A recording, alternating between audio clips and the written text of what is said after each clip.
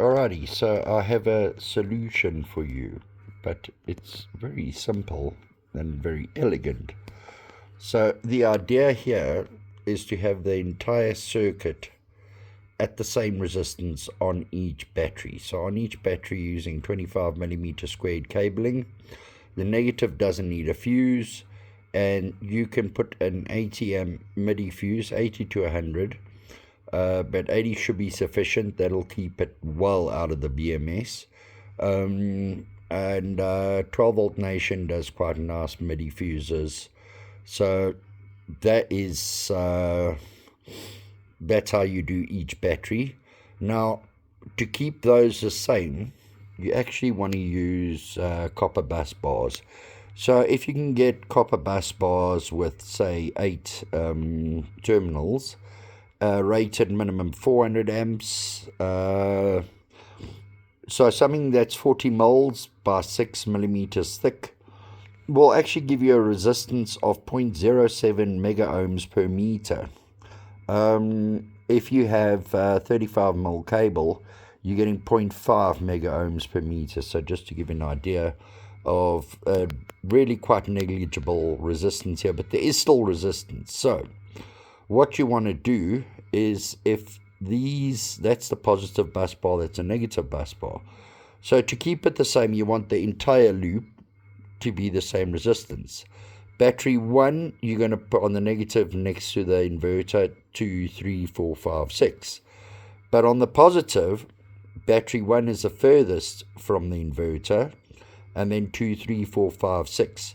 So actually your entire loop will be your cabling plus 7 gaps on each one. So if, for example, you take battery 1, has got 1 gap plus 6 gaps. 1, 2, 3, 4, 5, 6. So that's got 7 gaps. Take battery 4, on the negative has got 1, 2, 3, 4 gaps. And here, 5, 6, 7. And battery 1 has got battery 6 has got 6 gaps plus 1 gap. So you're doing it this way, opposite direction there, normal direction there, or whatever you want to call it.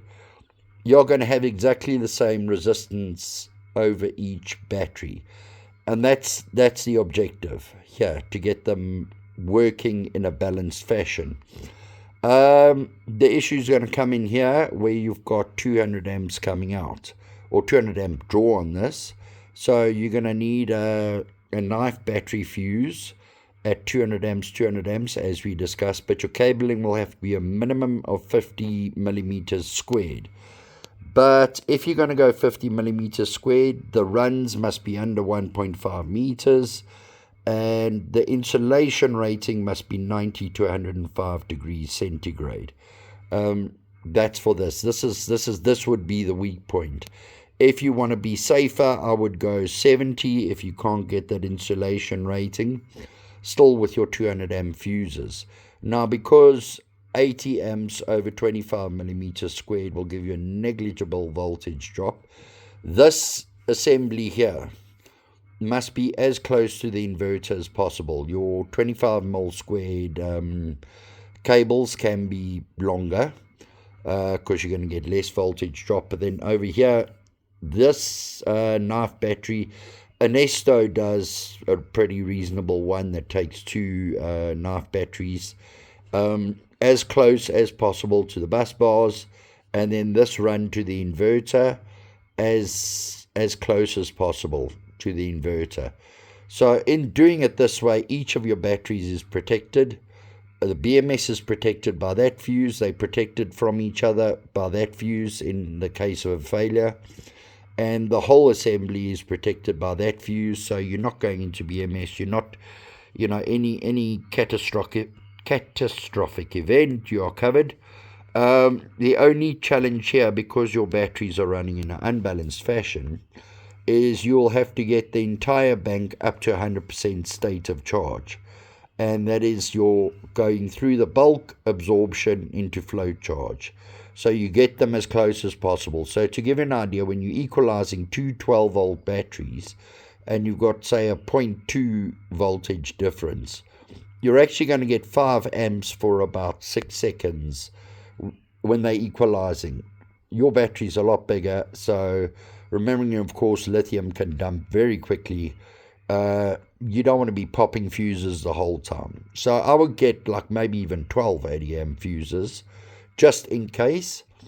And then you would bring the whole bank, so maybe split it into two, bring 3 batteries up into float, and then disconnect them, another 3 up into float, and then disconnect them, leave to idle for about 2 hours just to get rid of the surface voltage. And then in that time, because that's going to take a while going into float, in that time making up the cables, everything, and when you're ready, bang it all in and connect them one by one so they can equalize and then power up. I would either look at Chris Pretorius Electrical in Brits, they're quite good, or Key Electric Midrand, very, very well stocked. And if you tell them that is what I need, that is what you are going to need. So what you will need, obviously, is your cabling. You've got to measure that out. You're going to need your lugs.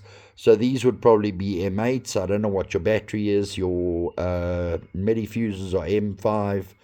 And these on the knife blades are M8. So you'll need all those lugs. And you'll need heat shrink red and black, obviously, for your different connections. And so it's going to be quite pricey to get all the lugs and everything else. And they would probably have this bus bar. So yeah, that's your simple solution. And then your batteries are, look, it's going to be pricey, but I mean nothing compared to the costs of the batteries and the entire inverter and the cost of the house. So this is the most textbook way to do it, where you get everything the most balanced and your batteries will be running as even as damn it. So yes, there it is.